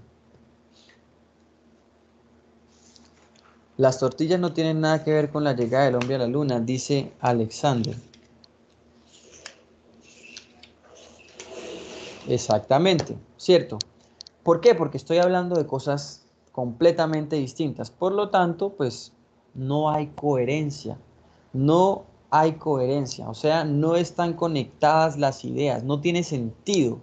El sentido tiene que ver con la conexión de las ideas, ¿no? Como si yo digo, eh, está, bueno, como si yo digo, el día amaneció lluvioso. Por eso está haciendo tanto calor. ¿Cierto? Allí no hay una conexión entre lo que estoy diciendo, porque pues la lluvia no tiene mucho que ver con el calor, ¿cierto? Entonces, por eso, allí en lo que acabé de decir no hay coherencia, porque las ideas, no lo que está escrito, sino las ideas, lo que estoy diciendo no está conectado. Y a eso hace referencia la coherencia, ¿ya? Dice, este artículo es muy interesante, ¿ya? Luego dice, aunque mi mamá diga que la tortilla con cebolla es más rica. Además, cuando Estados Unidos llegó a la luna, los rusos habían ido. Entonces, habían ido antes. Entonces, miren que ahí estoy mencionando ideas que no están conectadas. Por lo tanto, carecen de coherencia. Entonces, miren, la cohesión tiene que ver con la forma, con la organización. Y la coherencia tiene que ver con las ideas, con la conexión de las ideas, ¿ya? Y que todas las ideas sean consecuentes con el tema, con aquello de lo que estoy hablando. Porque pueda que la idea esté conectada, pero si la idea no responde a la finalidad del texto, eh, bueno, con algunos, cuando estuvimos en la clase, en el módulo de sociales, ¿se acuerdan en alguna vez, en alguna clase que hicimos como un debate de competencias ciudadanas, ¿no? O una socialización más bien, y yo les pedía que tomaran una postura. Y luego cuando me estaban explicando esa postura, me daban como unos argumentos que no me indicaban o que no eran consecuentes con la postura, sino que casi que me indicaban que habían tomado la postura contraria. Es más o menos esto.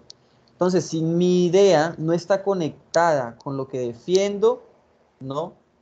Entonces, no hay coherencia, ¿ya? Debe estar conectada con, con lo que defiendo. Entonces, a eso es que hace referencia la coherencia.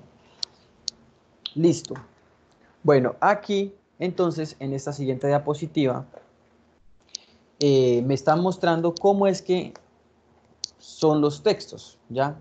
¿Cómo es que se organiza un texto? A ver, organizar un texto, básicamente, tiene que ver con organizar lo que tengo en mi cabeza, ¿cierto?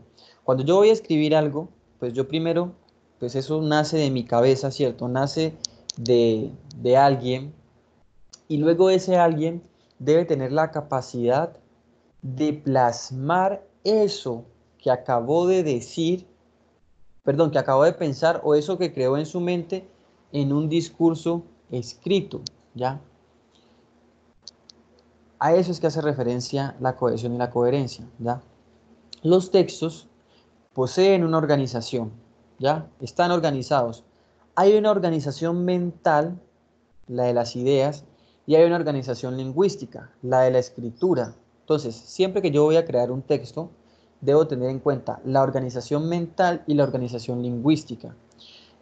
En la organización mental, debo fijarme que el texto sea coherente, que las ideas estén conectadas. Y en la organización lingüística es donde me debo fijar que haya cohesión, que el texto esté conectado, ¿ya? Que esté bien escrito. Por eso, en la parte de la cohesión es donde yo debo fijarme en el léxico, ¿ya? En cómo utilizo un vocabulario correcto, de acuerdo al público al que vaya dirigido mi texto. Por ejemplo, si yo voy a hablar, si yo quiero escribir algo que quiero que todo el mundo lea y utilizo un vocabulario técnico, pues estoy fallando en la cohesión, ¿ya? Porque no cumple con la finalidad del texto. La gramática, o sea, nada de errores ortográficos, utilizar bien las comas, los signos de puntuación. Los conectores, ya separar y conectar bien las ideas con la relación que quiero transmitir, si es de adicción, si es de contraste, si es de temporalidad, si es de causa-efecto, ya utilizar correctamente los conectores. Pero también hay una organización mental, ya esa organización mental tiene que ver con la coherencia. Y así como nos indicó la guía, hay una coherencia global y hay una coherencia local, ¿cierto? La coherencia global, pues claramente es la que me dice que todas las ideas del texto deben estar conectadas, ¿ya? Y la coherencia local, pues es la que me indica que en cada párrafo también debo aplicar la coherencia, ¿cierto? No es que en un párrafo yo, por ejemplo, si estoy haciendo un ensayo y en ese ensayo yo tengo tres argumentos para defender una postura, ¿cierto? Entonces, ¿qué es lo que yo debo hacer en pro de la coherencia? A cada argumento darle un párrafo. Eso es coherencia local. ¿Por qué? Porque si yo en un mismo párrafo utilizo dos argumentos, significa que allí voy a conectar ideas separadas. ¿Por qué? Porque voy a conectar ideas de dos argumentos distintos. Si bien los argumentos son para defender la misma postura, entonces ahí estoy hablando de coherencia global porque todos los argumentos son de la misma postura. Pero dentro de un párrafo, si estoy desarrollando ese argumento, todas las ideas secundarias y todas las proposiciones deben ser de ese argumento, no de los otros. Entonces allí estoy hablando de coherencia local. Coherencia global. Todos los argumentos son acordes al tema. Entonces hay coherencia global. Todo lo del texto está conectado. Coherencia local. Que lo que esté en ese párrafo sean ideas de ese argumento y no de otro argumento. ¿Ya? Porque entonces ahí estaría falla. Claro, pues me van a decir, no, es que también defiende el tema, pero es que no hay coherencia local porque en este párrafo me estás hablando de ese argumento y esa idea no es de ese argumento, es de otro. Por lo tanto, entonces no habría coherencia local, ¿vale?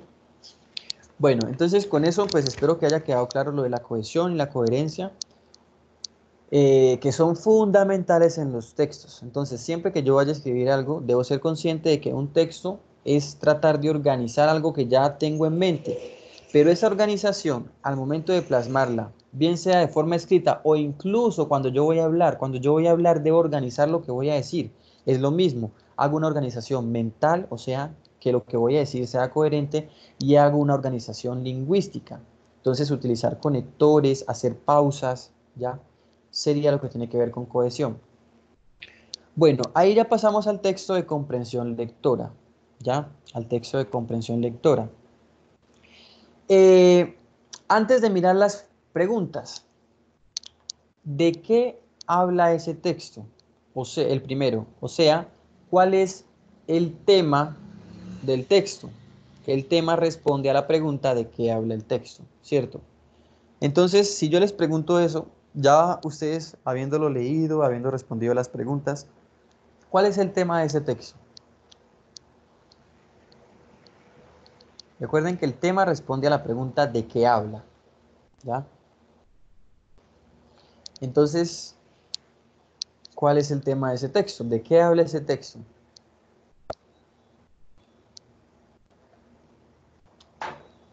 ¿Quién?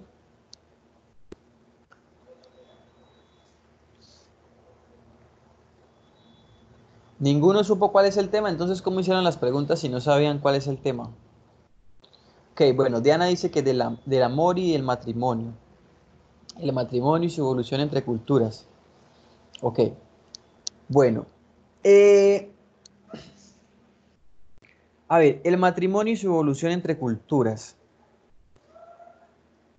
El tema siempre es un concepto, es un término, es algo concreto, ¿cierto? Exactamente. El tema es el matrimonio, no el matricidio, Alexander. Entonces, el tema es el matrimonio, exactamente. El tema responde a de qué habla. Ahora, ¿qué dice sobre el matrimonio? Bueno, eso ya es otra cosa. Pueda que hable bien, pueda que hable mal, ¿cierto? Entonces, pueda que hable bien, pueda que hable mal, pero habla del matrimonio, ¿ya? El tema es de qué habla. En este caso sí, habla del matrimonio, ese es el tema. Ahora, ¿cuál es la idea principal? Esa sí respondería a la pregunta, ¿qué es lo más importante que dice el matrimonio? Entonces, allí sí tendría que mirar de todo lo que dijo del matrimonio, ¿qué es lo más importante? Y esa sería la idea principal, pero esa no la hagamos todavía porque ahí nos estaríamos como metiendo con alguna de las preguntas, ¿ya? Se la podemos hacer al final. Bueno, ahora sí. En la primera pregunta dice, para el autor, el amor o el enamoramiento son, ¿qué marcaron en esa? A, B, C o D. La C, la C. Bueno, casi todos dicen que la C. Listo. Eh, en ese primer párrafo y al comienzo del texto, yo debo tener en cuenta algo, ¿cierto? Y es que el autor, si bien tiene una postura y tiene un discurso sobre el matrimonio, él hace una salvedad al comienzo cuando dice, en nuestra sociedad se tiende a pensar que el matrimonio, la base de la familia, se sostiene si hay confianza y buena comunicación. ¿Ya? En resumen, que su piedra angular es el amor maduro y sincero. ¿Ya? Cuando él dice eso, él dice en nuestra sociedad. O sea que él está representando lo que piensa la sociedad, no lo que él piensa. ¿Ya? Entonces, allí la respuesta sí es la C, ¿cierto? Pero si yo digo, ¿son las bases fundamentales del matrimonio y la familia? No. ¿Por qué? Porque eso es lo que él dijo citando lo que pensaba la sociedad, ¿ya?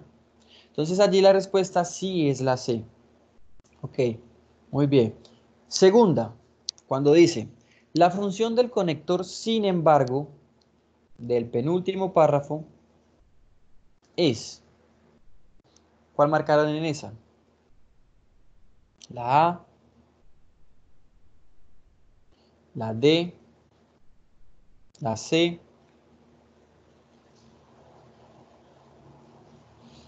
la C, la D. Bueno, la A, listo.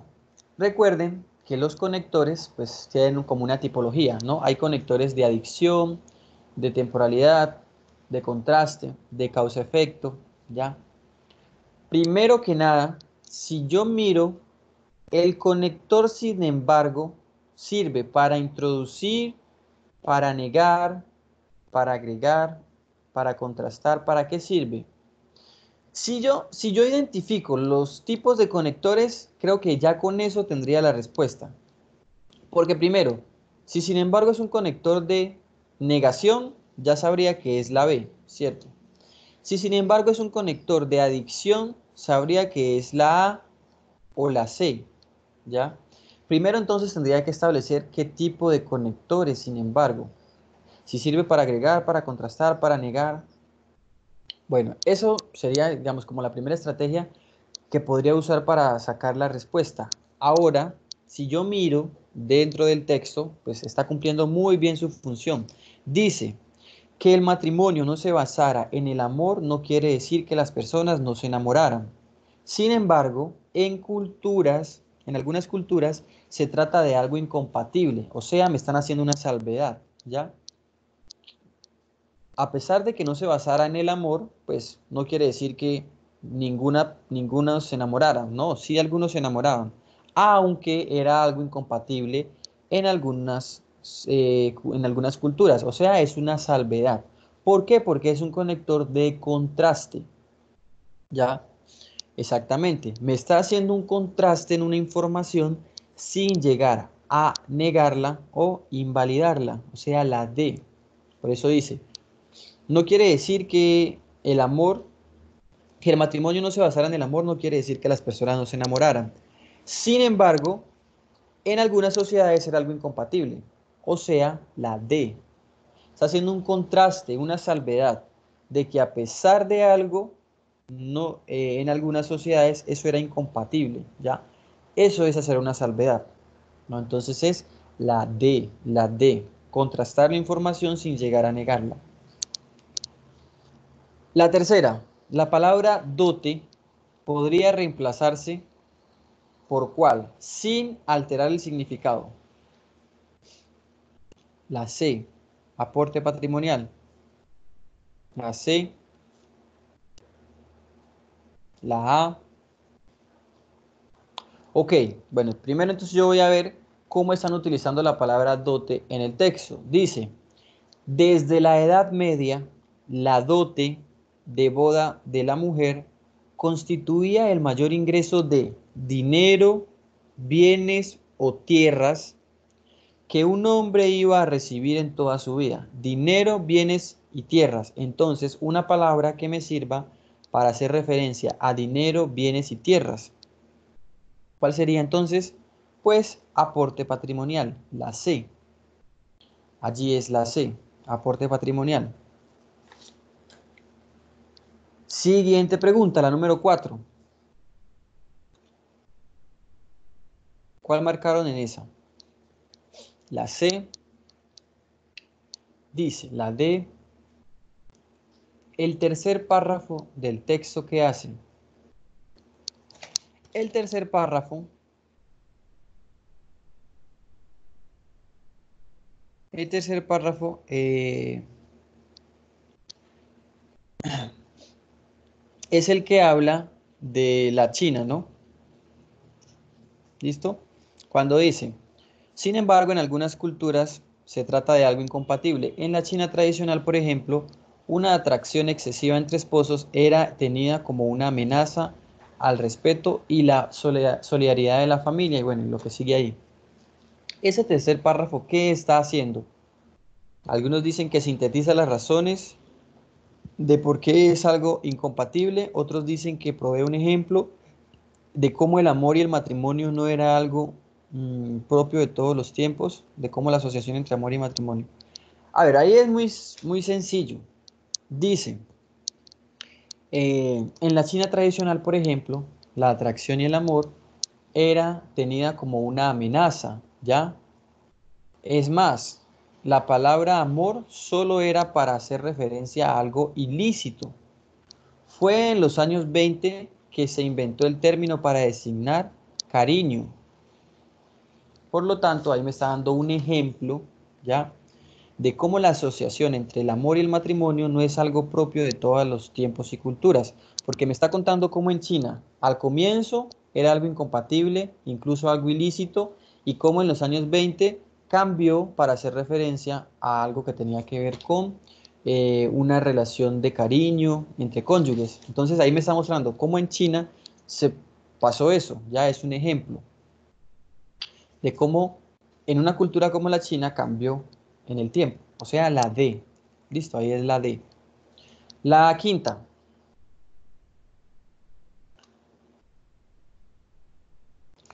¿Cuál marcaron en la quinta? La B, la B,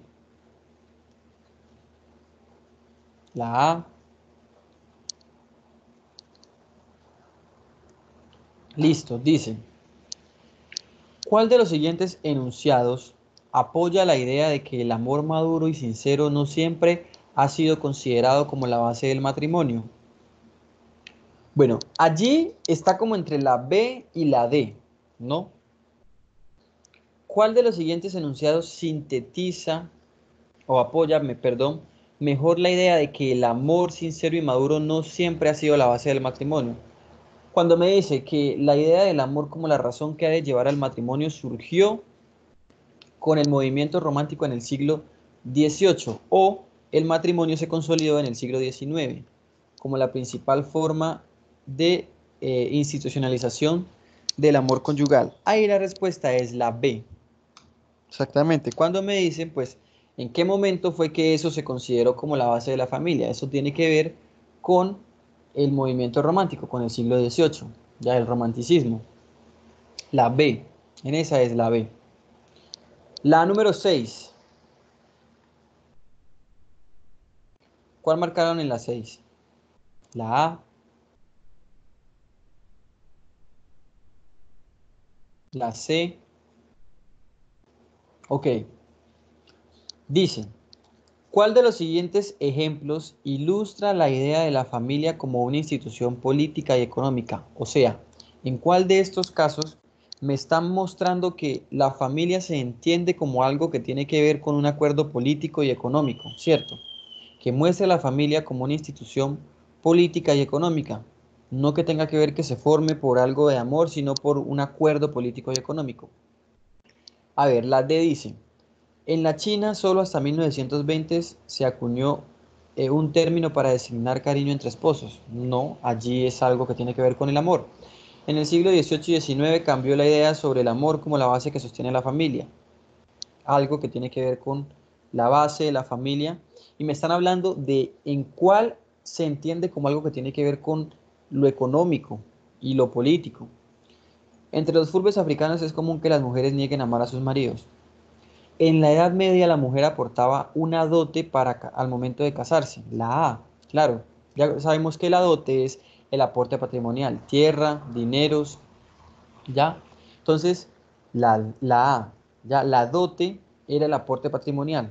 Y si la mujer aportaba esa dote al momento de casarse, significa pues que iban a buscar una mujer que tuviera pues mayor aporte patrimonial. Entonces era una institución política y económica, la A. La número 7. ¿Cuál marcaron en la número 7? La B. Dice, ¿qué implicación sobre el matrimonio entre fulbes africanos puede derivarse a partir de lo dicho por el autor? ¿Qué pasaba en los fulbes africanos? Me decían que algunas mujeres negaban apego a sus esposos y algunas pues decían que sí había apegos a ellos, pero que eso había pasado después de estar un tiempo casados, ¿no? Entonces ahí dice que en esta comunidad el amor no es una condición necesaria para el matrimonio, exactamente la B, allí es la B. Porque el amor surgía incluso después de que se casaban, o sea que no era una condición para el matrimonio. La octava, ¿cuál marcaron en la octava? La C. Y esta nos serviría para poder definir como cuál era la idea principal del texto, ¿cierto? Entonces ya sabemos que el tema es el matrimonio. Esta sería como cuál es la idea principal, como que qué se puede concluir acerca del matrimonio, qué es lo más importante que dijo después de todo. Entonces allí esta respuesta nos serviría como la idea principal. Dicen que la C y la B, ok. ¿Qué es la base de la familia en culturas tan diversas y complejas como las nuestras? Después de todo lo que dijo, en últimas nos dijo que esto es el matrimonio o nos dijo que es una institución que varía dependiendo del contexto histórico y social. La C, claramente, ¿no? Varió en una época porque en la Edad Media era vista de una forma, luego en el siglo XVIII, en el XIX cambió, que en China tenía una connotación, en los urbes africanos tenía otra connotación, entonces me está mostrando cómo varía dependiendo del contexto histórico y social. Allí es la C, que serviría también como la idea principal, ¿cierto? Entonces, ¿cuál es el tema? El matrimonio. ¿Qué es lo más importante que dijo? Que el matrimonio es una institución que varía dependiendo del contexto histórico y social. Bueno, el siguiente texto que habla sobre el vallenato y casi que el surgimiento del vallenato y cómo las colitas y las piqueras influyeron en el vallenato. La pregunta número 9, ¿cuál marcaron en esa?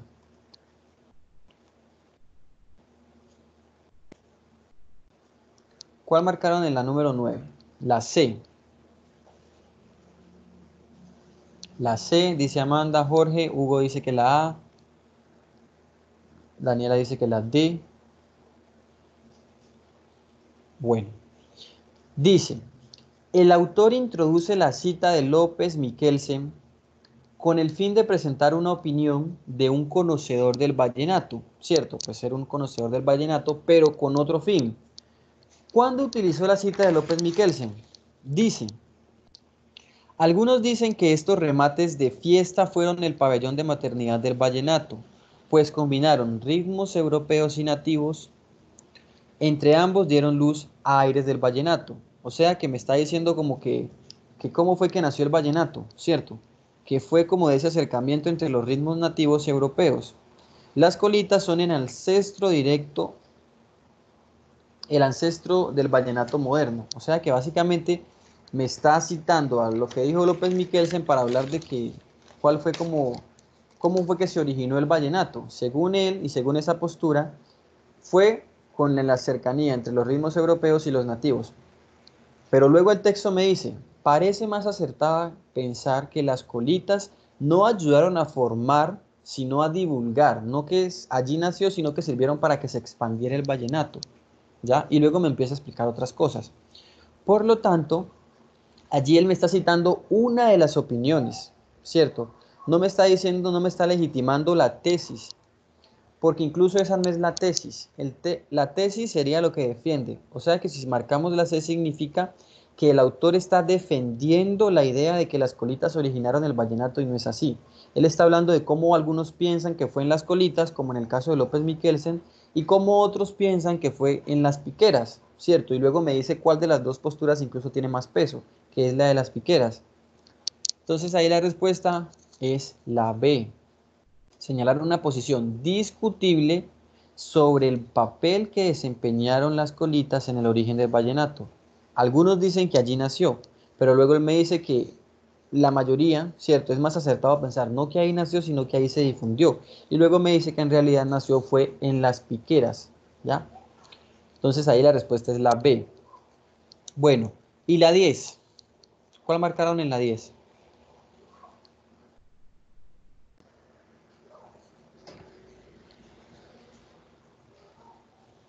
Dice, el autor cita el verso de La Gota Fría para apoyar la idea de que los acordeoneros viajaban para asistir a diferentes piqueras, porque en este se hace referencia a qué. Incluso él allí cita, ¿no? En la parte final, que es una parte de La Gota Fría, lo que sea entre comillas, ¿no? Cuando dice, acordate, molaritos, de aquel día que estuviste en Urumita y no quisiste hacer parada. En esa parte que está entre comillas, es que está haciendo la cita de La Gota Fría. ¿Para qué utilizó esa cita? Él dice, la leyenda de Francisco, el hombre que habla de su desafío con el diablo, a quien únicamente logró derrotar cuando canta el credo al revés. Los grandes acordeoneros viajaban durante días para acudir a las piqueras, como lo atestigua la Gota Fría.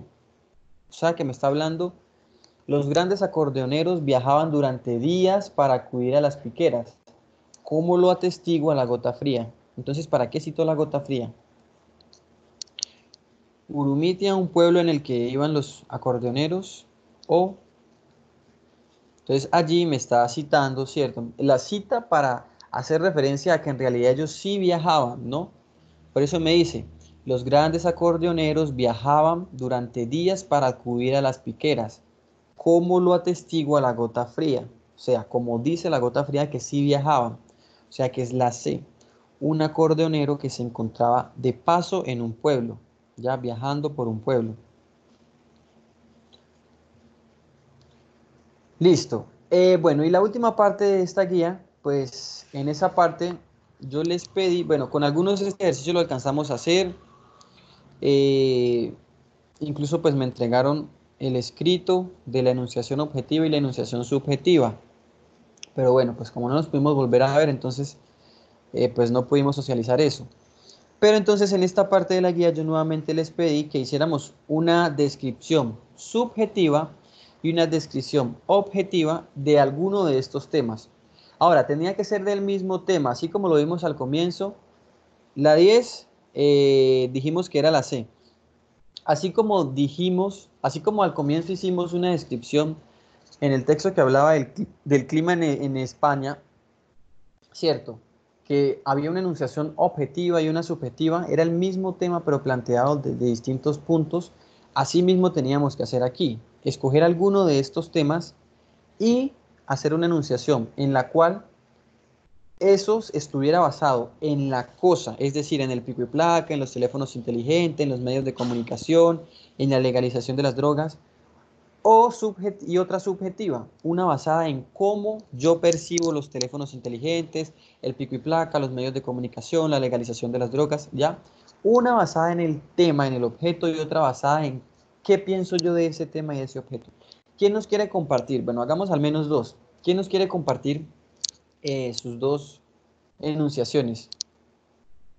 Y permitimos pues que abra el micrófono para que nos cuente rápidamente cómo lo hizo, ¿ya?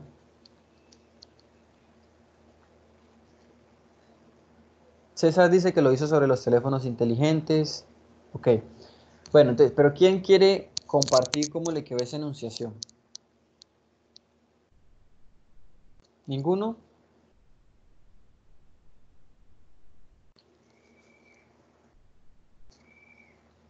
O al menos, o bueno, escribirlo. Escribir, si lo hicieron en el computador, de pronto copiar, o en el celular, copiar la descripción que hicieron. Bueno, César nos compartió una ya.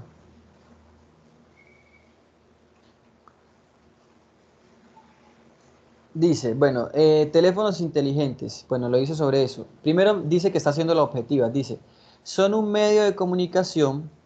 Bueno, sí, es una descripción, es una característica objetiva. Sirven como un medio de comunicación.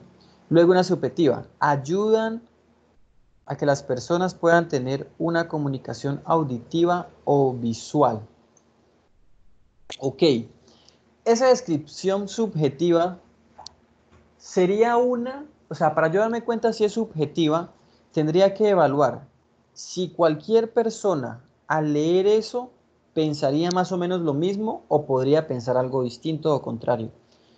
Si una persona, cualquier persona, le dicen, los teléfonos inteligentes ayudan a que las personas puedan tener una comunicación auditiva o visual. ¿Eso sería algo que otra persona podría revertir? Eso sigue siendo casi que un rasgo objetivo, ¿no? Porque sigue siendo una cualidad inherente. Claro, es que los teléfonos sirven para eso. Ayudan a tener una comunicación auditiva y visual. Entonces, sigue siendo una posición objetiva, ¿sabes? Porque sigue siendo algo basado para lo que sirven los teléfonos inteligentes. Entonces, las dos ideas que están allí son objetivas, tanto la primera como la segunda. ¿Son un medio de comunicación? Sí, casi que cualquiera diría lo mismo. Luego, ¿sirven para la comunicación auditiva y visual? Sí, sigue siendo algo de los teléfonos, entonces sigue siendo algo objetivo. A ver, miremos la de Alexander. Dice, objetiva. Día tras día los teléfonos inteligentes se hacen más innovadores y potentes. Sí, uno puede ver cómo eso sigue pasando, ¿cierto? Entonces sí sería objetivo. La subjetiva. Los teléfonos inteligentes, los teléfonos inteligentes aperezan el cerebro, restando su capacidad de memorizar datos importantes. Bueno, ¿es una opinión objetiva o subjetiva? Digamos que, bueno, sí, sí es subjetiva porque básicamente responde a lo que algunos estudios científicos han dicho, ¿cierto? Pero pues quizá no todos los estudios científicos lleguen a la misma conclusión. O sea que sería como una opinión subjetiva de quienes han llegado a esa, a ese punto. Una opinión subjetiva sería más sobre los teléfonos inteligentes, sería algo como decir, los teléfonos inteligentes eh, son demasiado caros, ¿ya? Allí sería como yo percibo los teléfonos inteligentes, ¿cierto? No en sí no son caros porque pues no todos son caros, pero yo como sujeto estoy evaluando que son caros, ¿no? Entonces, si yo digo, los teléfonos inteligentes son demasiado caros, además, eh, los colores no son muy innovadores, ¿ya? Miren que allí sí estoy ya refiriéndome a cómo yo percibo los teléfonos inteligentes. No a lo que son, sino a cómo yo los percibo. Por lo tanto, entonces allí ya sí estaría siendo subjetivo. Los teléfonos inteligentes tienen cámara. ¿Es algo objetivo? Sí. Son bonitos. Claro, entonces ahí ya es algo subjetivo, claro, porque estás calificando cómo los percibes. Quizás a otros, a todos no les va a parecer bonito. Ya. Dice, los teléfonos inteligentes se han convertido en una herramienta indispensable para el diario vivir de las personas. Eso sería una opinión subjetiva u objetiva.